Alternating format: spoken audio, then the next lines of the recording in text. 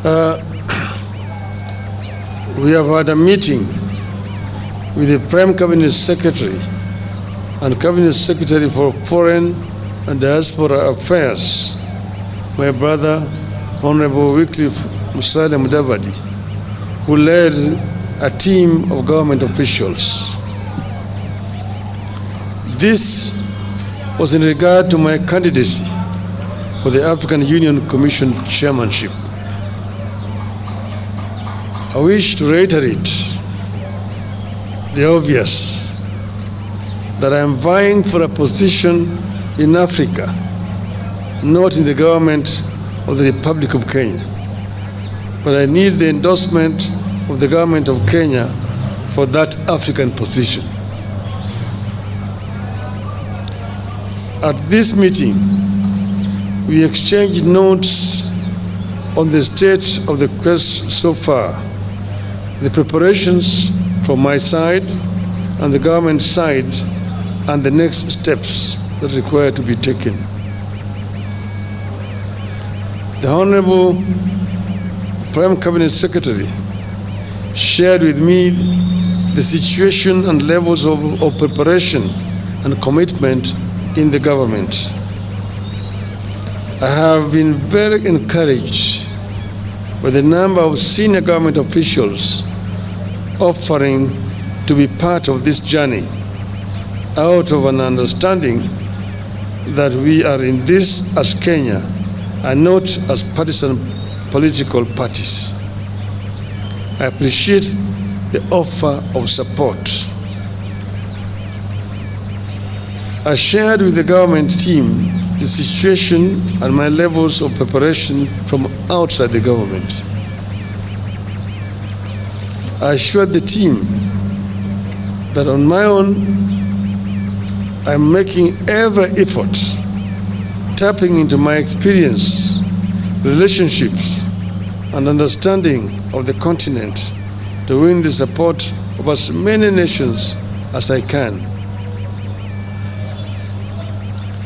With committed and proper coordination between my team and the government, we should be able to clinch the seat.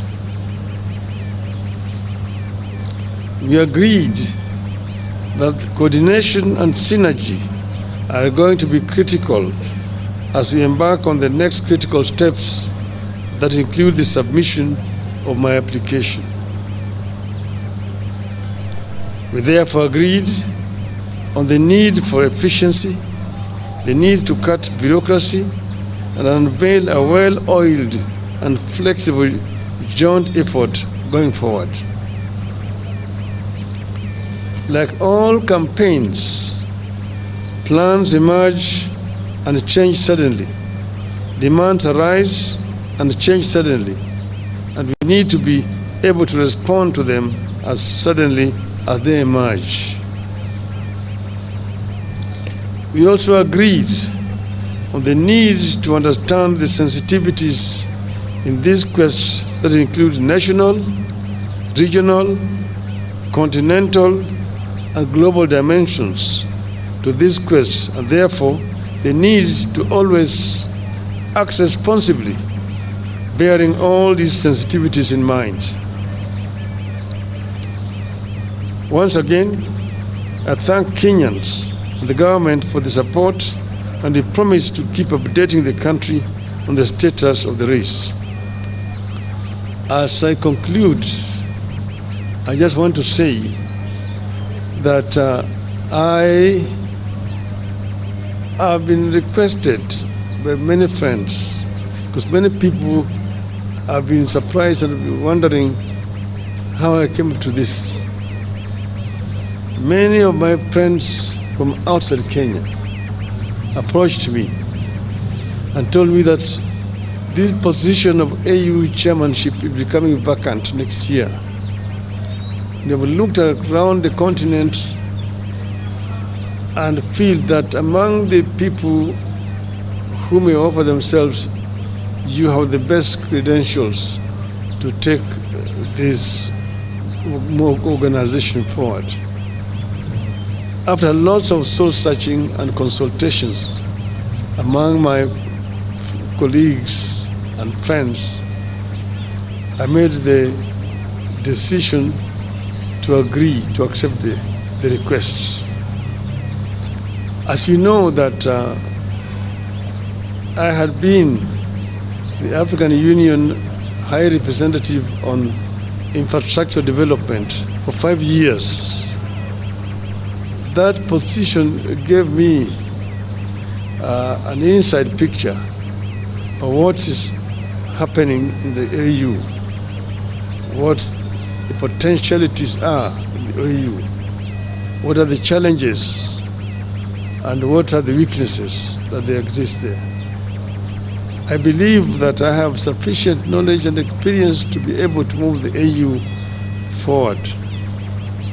AU is an institution that was founded by the founding fathers of our nation. And their dream was an Africa that was united, an Africa that was cohesive, an Africa that was developed. The development of Africa can only be done by Africans. I am myself a Pan-Africanist and an Afro-optimist.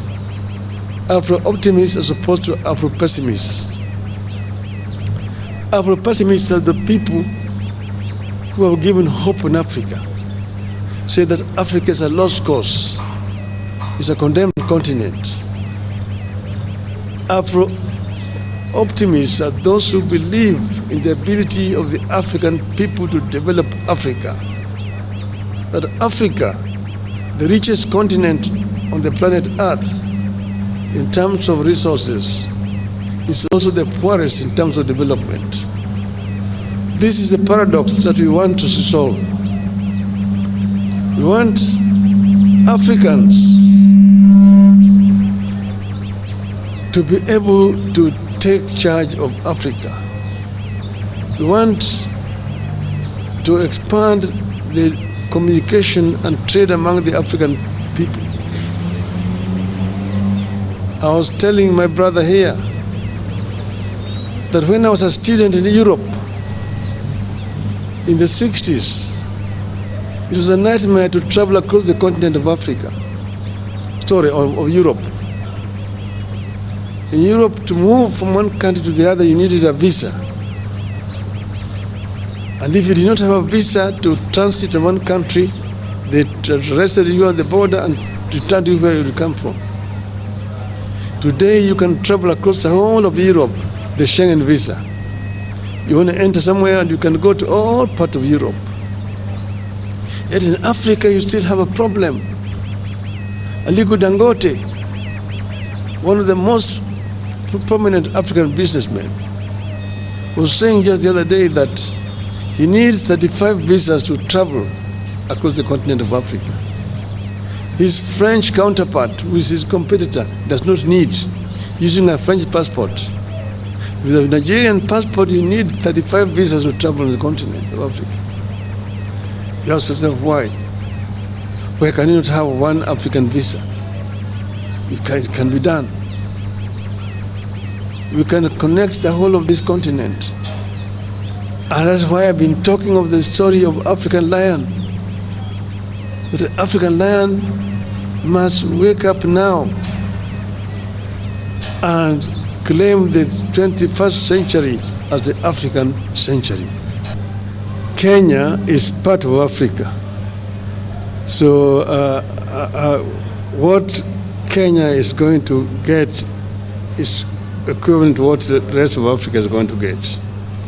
If we improve matters in Africa, Kenya becomes a beneficiary. One example I want to give is intra-African trade. Inter-African trade currently stands at only 15%. Africa trades very little with itself. Inter-European trade stands at 70%. Intra-Asian trade is now getting towards 60%. Even South America stands at about 30%. But Africa does not trade with itself for reasons, some of which are actually solvable, or problems solvable. You see, there are non-tariff barriers which have been introduced by some African countries, which makes it very difficult for goods to move from one African country to another African country. Secondly, there is infrastructure challenges that makes it very difficult for Africa to trade with itself. You know, Africa Continental Free Trade Area Agreement is now 2 years old, but still very little progress has been made, mainly because of these two major barriers. As the High Representative on Infrastructure, I realized the challenges. Like you've been talking about intra-African highways, the Cape to Cairo, the Dakar to Djibouti, Dakar, Lagos, Lagos, Mombasa, and so on and so forth. We've been talking about the continental high-speed railway network,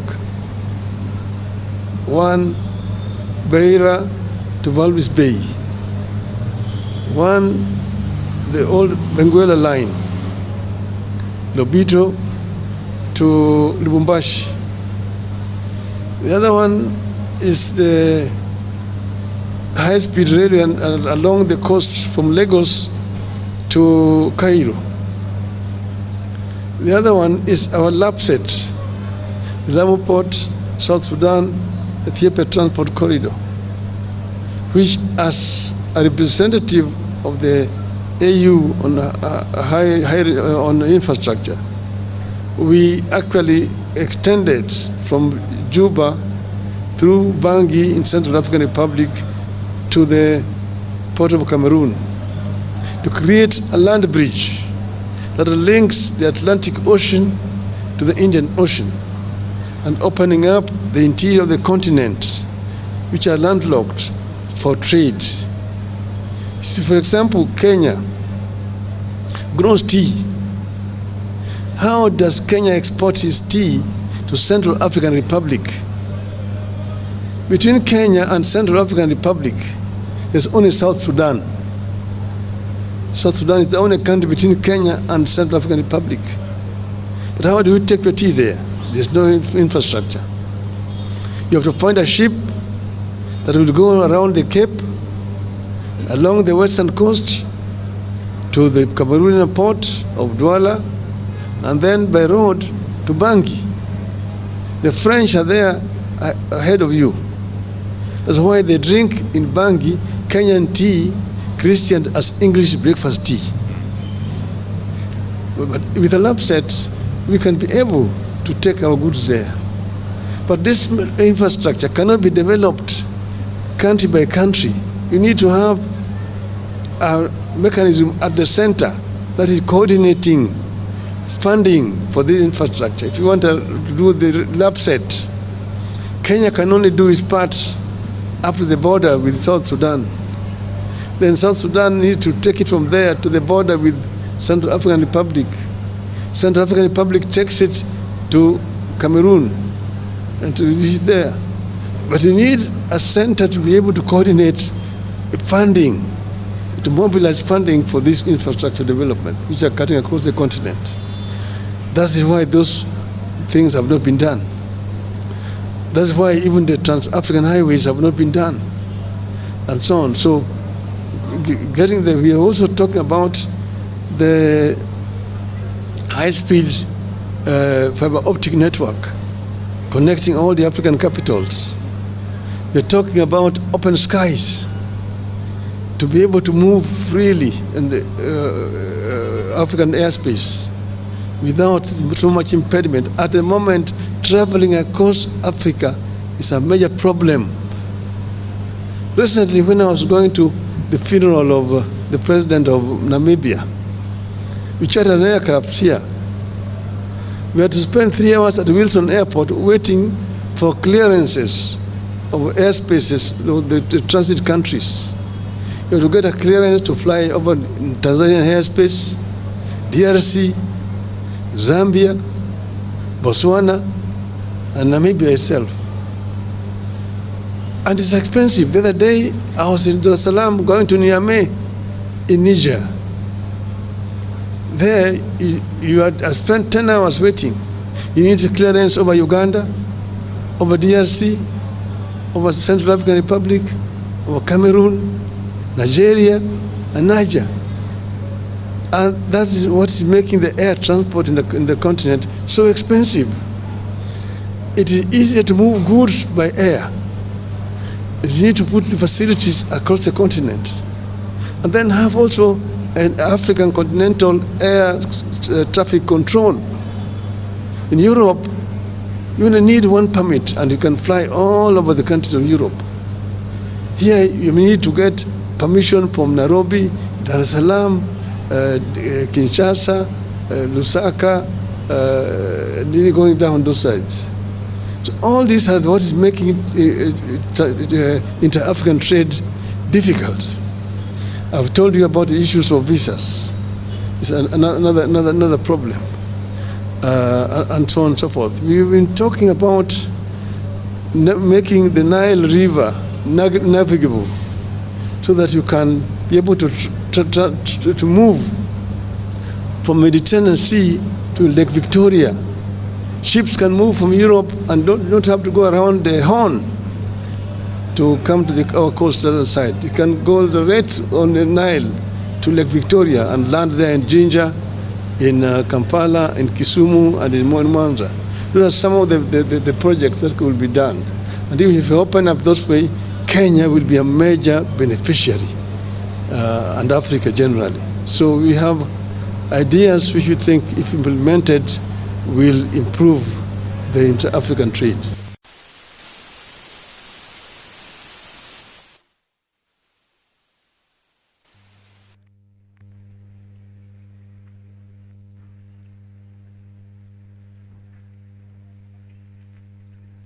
So we'll have this one, then we'll have one group photo of the principal flanked by senior government officials while seated. Thank you.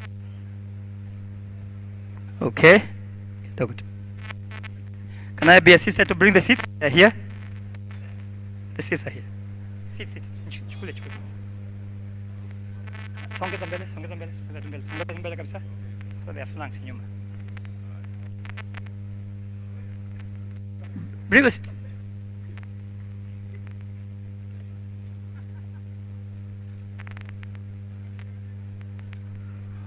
Mheshimiwa Wandai, you can flank them from kwa nyuma hivyo na wengine. Chief, please. Yes.